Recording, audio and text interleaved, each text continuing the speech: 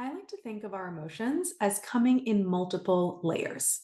The first layer is your initial automatic reaction to something. This could be things like you get an email and your first reaction is fear, or you look at your Saturday plans and your first reaction is boredom, or you see the shirt that someone's wearing and your first reaction is contempt. The second layer is your reaction to your own initial reaction. This could be things like you get an email, your first reaction is fear, and then you think, I'm overreacting. Why am I such a baby? Or you look at your Saturday plans, your first reaction is boredom, and then you think, I looked forward to the weekend all week, but now I'm bored when it actually arrives. What's wrong with me? Or you see the shirt someone's wearing, your first reaction is contempt, and then you think, such a terrible person. I shouldn't judge people like that. Oftentimes, what's really unpleasant isn't that first layer feeling. What's really unpleasant is the second layer reaction you're having to the first layer feeling.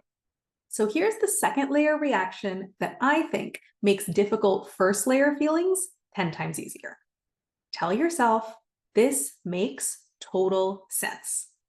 You get an email, your first reaction is fear, and then you think, of course I'm afraid. I've worked in this stressful job for 5 years where every email had a chance of blowing up my weekend with new work. Feeling afraid makes total sense. Or you look at your Saturday plans, your first reaction is boredom, and then you think, of course I'm bored. I had a jam-packed week full of meetings and tasks, and now I have a really chill, relaxed weekend in front of me. My brain is struggling with this transition. It doesn't know what to do with all my extra energy. Feeling bored makes total sense. Or you see the shirt someone's wearing, your first reaction is contempt, and then you think, yeah, I don't like that style. I tend to associate that style with pretentious people who are just showing off how much money they have. Feeling contemptuous when I make that association makes total sense. You have huge capacity to feel difficult first layer feelings when you have a supportive second layer reaction. This is why people are often so good in crisis mode. You can handle big emergencies, big tragedies, big all hands on deck situations, and all the big emotions that they bring up because you're simultaneously thinking, it makes sense that I'm feeling this way. You waste zero time questioning yourself or doubting yourself. You just get to work handling the situation and processing your own difficult emotions.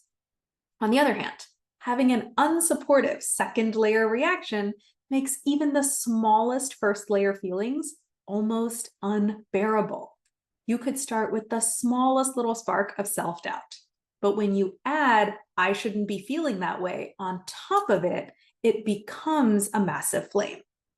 You could start with the tiniest little friction of irritation. But when you add, I'm overreacting on top of it, it becomes a massive wound. Or you could start with the smallest little whisper of anxiety. But when you add what's wrong with me on top of it, it becomes a raging storm. By the way, this is why telling people to just calm down never works. You're taking their initial reaction, you're adding you should be calm on top of it, and that will always create an explosion. It's as reliable as any chemical reaction. So even if you don't know how or why your initial reaction makes sense, start with the premise that it makes sense.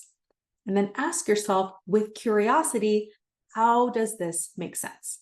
Because every part of you makes sense. And even if you doubt that, I know 100% that that's true. So come talk to me if you want some help having this conversation with yourself. Go to the link above and book a free coaching consult.